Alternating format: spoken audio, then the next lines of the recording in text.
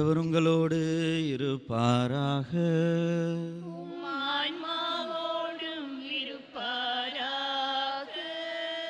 தூய மத்தேயு எழுதிய நற்செய்தியிலிருந்து வாசகம்.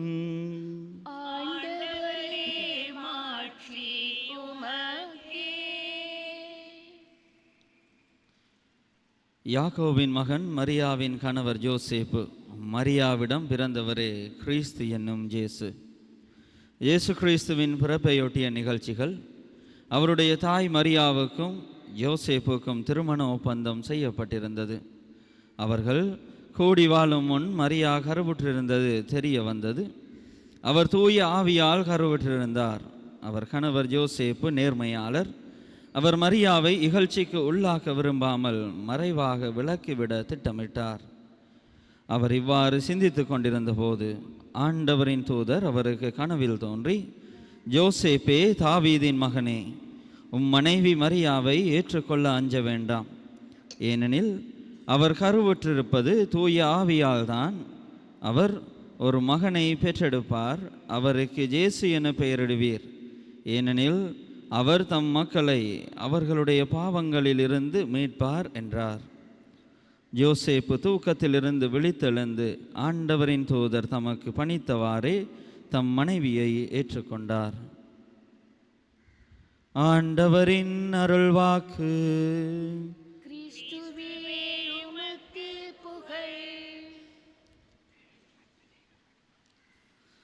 இறைவனின் அன்பினிலே ஒன்றிணைந்த இறை நெஞ்சங்களே, தவக்காலத்திற்குள்ளே பயணித்து கொண்டிருக்கின்ற நாங்கள் இடையிலேயே வழிமறித்து ஒரு பெருவிழாவை கொண்டாடுகின்றோம். அது தூய திருக்குடும்பத்தினுடைய பாதுகாவலரான புனித சூசேப்பரினுடைய பெருவிழா. அன்பின் சகோதரங்களே, நாங்கள் புனித சூசேப்பரினுடைய பெருவிழா என்று கூறிக்கொண்டால் வீட்டில் இருக்கிற நமக்கு எல்லாருக்கும் என்ன ஞாபகத்துக்கு வரும்? சூசேப்பர் பெருநாள் திருவிழாவினுடைய இந்த பிரசங்கங்கள், வாசகங்கள் எல்லாம் எங்களுடைய வீட்டில் இருக்கிற அப்பா அம்மாருக்கும் எங்களுடைய சமூகத்தில் இருக்கின்ற ஆம்பளைகளுக்கும் தான் பொருந்தும். அப்படித்தான் எங்களுடைய பல எண்ணங்கள் இருக்கின்றது. ஆனால் இந்த சூசேப்பரினுடைய வாழ்வானது இந்த சமூகத்திலே வாழுகின்ற எங்கள் ஒவ்வொருவருக்கும், அது ஆண்களாக இருக்கலாம், பெண்களாக இருக்கலாம், எல்லோருக்குமான ஒரு முன்னுதாரணமான வாழ்வாக இருக்கின்றது என்பதை நாங்கள் பல சந்தர்ப்பங்களிலே அறிய மறந்து விடுகின்றோம். அன்பார்ந்த உறவுகளே, இன்றைய நாளினுடைய முதல் வாசகத்தையும் இரண்டாம் வாசகத்தையும் நாங்கள் பார்க்கும் பொழுது அது மிகவும் தெளிவாக கூறுகின்றது. ஒருவரினுடைய வாழ்வானது அவர் ஆண்டவருடைய முன்னிலையிலே எவ்வாறாக வாழ்ந்திருக்கின்றார் என்பதை கொண்டு அவர்களினுடைய சந்ததியினர் ஆசீர்வதிக்கப்படுகின்றனர். அவர்களுடைய வாழ்வினை ஆண்டவர் உற்று நோக்குகின்றார். அது ஆண்டவருக்கு உகந்த வாழ்வாக இருக்கின்றது. ஆகவே ஆண்டவர் அவர்களினுடைய சந்ததியினரை மிகவும் நிறைவாக ஆசீர்வதிக்கின்றார். அவர்களை தன்னுடைய இனமாக தேர்ந்தெடுத்துக் கொள்கின்றார். தன்னுடைய அருள் வல்லமையினையும் தன்னுடைய ஆற்றலையும் தன்னுடைய ஆசீர்வாதங்களையும் அவர்களுடைய வழித்தோன்றலுக்கு ஆண்டவர் கொடுக்கின்றவராக இருக்கின்றார். முதல் வாசகத்திலே தாவீது அரசரையும் இரண்டாம் வாசகத்திலே ஆபிரகாமையும் நாங்கள் பார்க்கின்றோம்.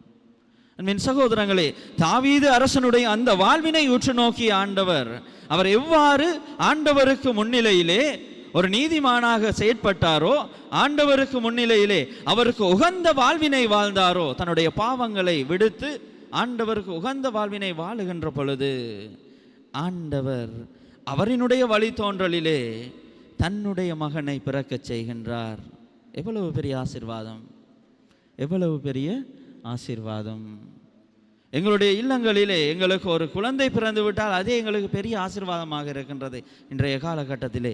ஆனால் ஆண்டவர் தன்னுடைய மகனை ஒருவரினுடைய வழித்தோன்றலிலே ஒருவருடைய சந்ததியிலே பிறக்கச் செய்கின்றார் என்றால் அது அந்த மனிதனுக்கு எவ்வளவு பெரிய ஆசீர்வாதமாக இருக்கின்றது. அன்பின் சகோதரங்களே, நாங்களும் எங்களுடைய வாழ்வினை சீரமைத்துக் கொள்வதன் மூலம், எங்களுடைய வாழ்வினை ஒழுங்குபடுத்துவதன் மூலம், எங்களுடைய வாழ்வினை ஆண்டவருக்குரிய வாழ்வாக வாழ்வதன் மூலம் எங்களுடைய குடும்பத்திற்கும் எங்களுடைய வழித்தோன்றலுக்கும் அதே ஆசீர்வாதத்தை கொடுக்கக்கூடியவர்களாக, கொடுக்க முடிந்தவர்களாக இருக்கின்றோம். ஆனால் நாங்கள் வாழ்கின்றோமா?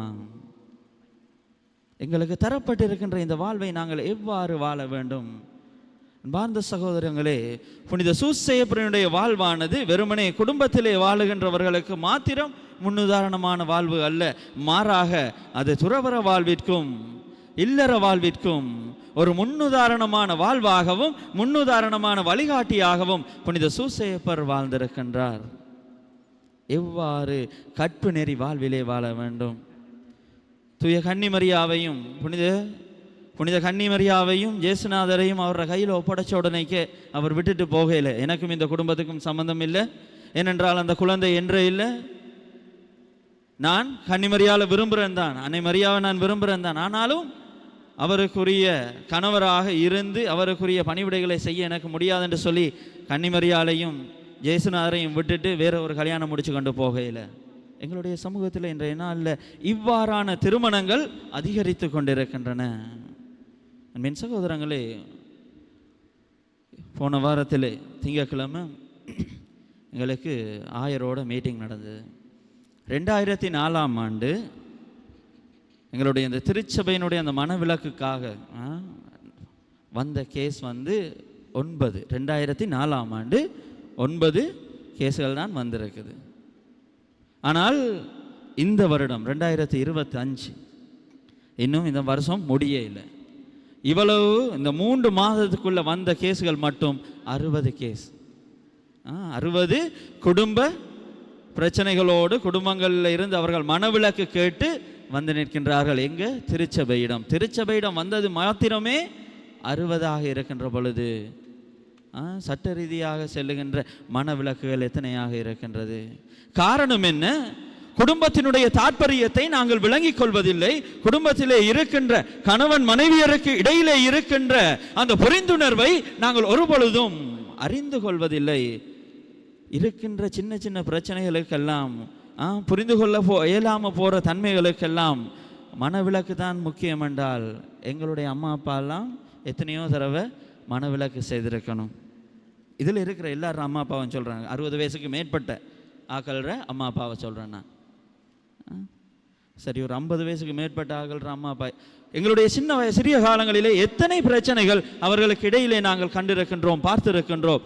ஆனாலும் அவர்கள் இந்த திருமணத்திற்கும் தங்களுடைய அந்த உறவிற்குமான கனாகனத்தையும் பெருமதியையும் அறிந்தவர்களாக உணர்ந்தவர்களாக அவர்கள் இருந்தபடியால் அவர்கள் எங்களை தூய வழியிலே வளர்த்தெடுத்தார்கள். அன்பின் சகோதரங்களே, பிரச்சனைகள் எல்லாருடைய வாழ்விலும் இருக்கின்றது என்றால் எல்லோரும் நாங்கள் எண்ணுவது எங்களை போன்று மற்றவர்கள் இருக்க வேண்டும். ஆனால் மற்றவர்கள் என்ன நிலையிலே இருக்கின்றார்கள், அவர்களுடைய நிலையை உணர்ந்தவர்களாக நாங்கள் செயற்படுகின்றோமா என்று ஒரு பொழுதும் நாங்கள் எண்ணி பார்ப்பதில்லை. ஆகவேதான் இந்த குடும்பங்களுக்குள்ளே வருகின்ற பிரச்சனைகள் இருக்கின்றன.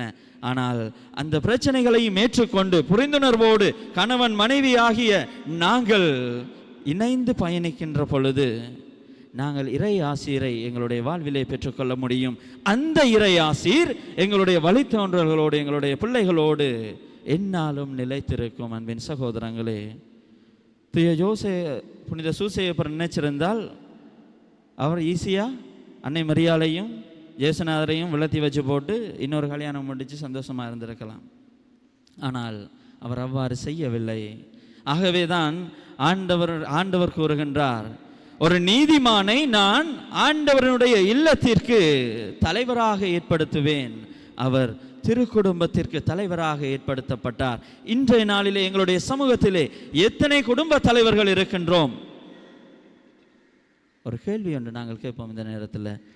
நான் என்னுடைய குடும்பத்தினுடைய தலைவனாக சிறந்த முறையிலே நான் செயற்படுகின்றேனா? எண்ணி பார்ப்போம், சிந்திப்போம். அதே மாதிரி தான், ஆகா ஃபாதர் சொல்லிட்டார் குடும்பத்தினுடைய தலைவர்கள் மாத்திரம்தான் என்று. குடும்பத்தினுடைய தலைவிகளாக இருக்கின்ற நாங்கள் ஒரு குடும்பத்தினுடைய தலைவியாக என்னுடைய கடமையை சரிவர செய்கின்றேனா, நிறைவேற்றுகின்றேனா? சிந்திப்போம். எங்களுடைய வாழ்வு மிகவும் பெரிது.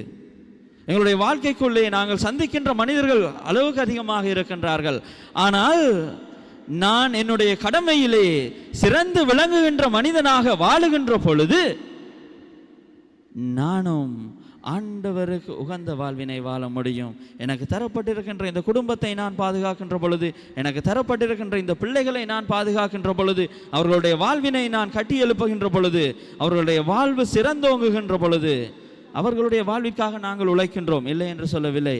அவர்களுடைய வாழ்விற்காக நாங்கள் கஷ்டப்பட்டு நாங்கள் பிள்ளைகளை வளர்க்குறோம். பிள்ளைகளோடு சேர்ந்து பாடசாலைகளுக்கு போகிறோம், வாரோம், பிரத்யோக வகுப்புகளுக்கு அனுப்புகிறோம், இல்லை என்று சொல்லவில்லை.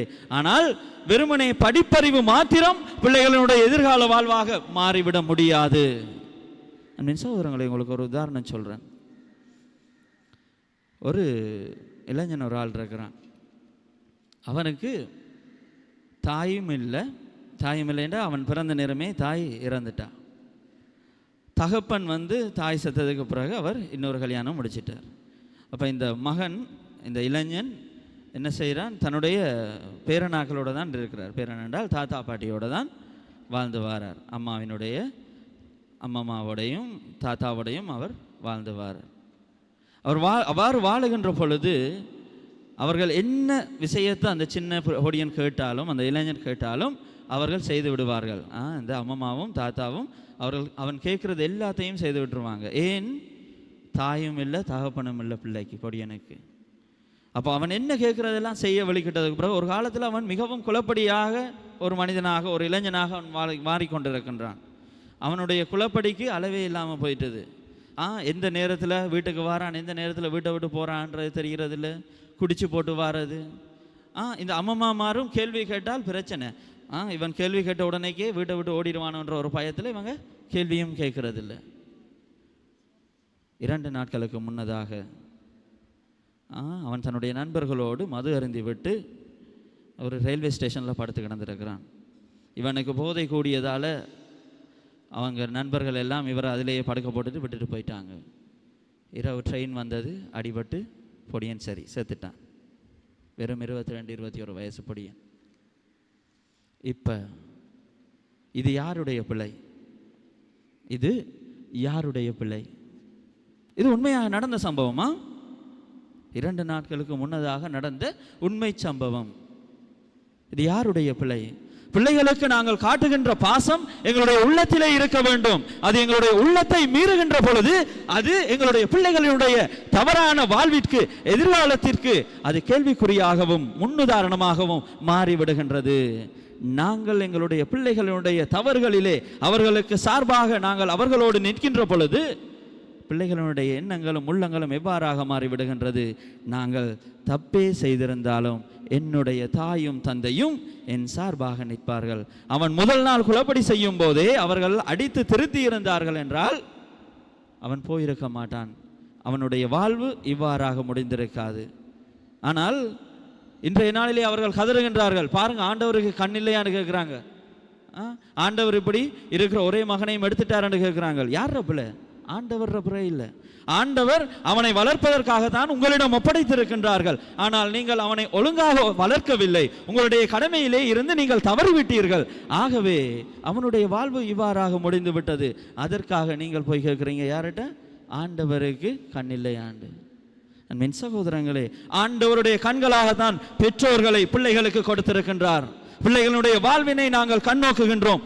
எங்களுடைய கண்களின் முன்னாக அவர்களுடைய வாழ்வு சிறந்தோங்க வேண்டுமெனில் நாங்கள் பிள்ளைகளை கண்டித்து வளர்க்க வேண்டும். கண்டித்தலுக்கும் தண்டித்தலுக்கும் வித்தியாசம் இருக்குது. கண்டிப்பு பிள்ளையினுடைய வாழ்வு சிறந்தோங்க வேண்டும் என்று இருக்கின்றது. ஆனால் தண்டிப்பு என்பது அவர்களை தண்டிப்பதும் அவர்கள் கஷ்டப்பட வேண்டும் என்பதும் அவர்களுடைய வாழ்வு மிகவும் துன்பகரமானதாக இருக்க வேண்டும் என்பதும் நோக்காக கொண்டு நடக்கின்றது. தண்டித்தலை அரசாங்கம் பார்த்துக்கொள்ளும். கண்டிப்பினை வீட்டினுடைய பெற்றோர்களும் சமூகத்தினுடைய மூத்தவர்களாகிய இருக்கின்ற நீங்களும் செய்ய வேண்டிய ஒன்று. ஆகவே எங்களிடம் கொடுக்கப்பட்டிருக்கின்ற பொறுப்புகளை நாங்கள் இனம் கண்டு அதனை சரிவர செய்கின்ற பொழுது எங்களுடைய வாழ்விலும் நாங்கள் நீதிமான்களாக மாறிட முடியும், வாழ்ந்திட முடியும். ஆகவே புனித சூசையப்பரினுடைய வாழ்வினை முன்னுதாரணமாக கொண்டவர்களாக எங்களுடைய சமூகத்திலும் குடும்பத்திலும் இல்லற வாழ்விலும் துறவற வாழ்விலும் நாங்கள் வாழ்ந்திருக்க இறைவரம் கேட்டு தொடர்கின்ற திருப்பலிதனிலே பக்தியோடு மன்றாடிக் கொள்ளுவோம்.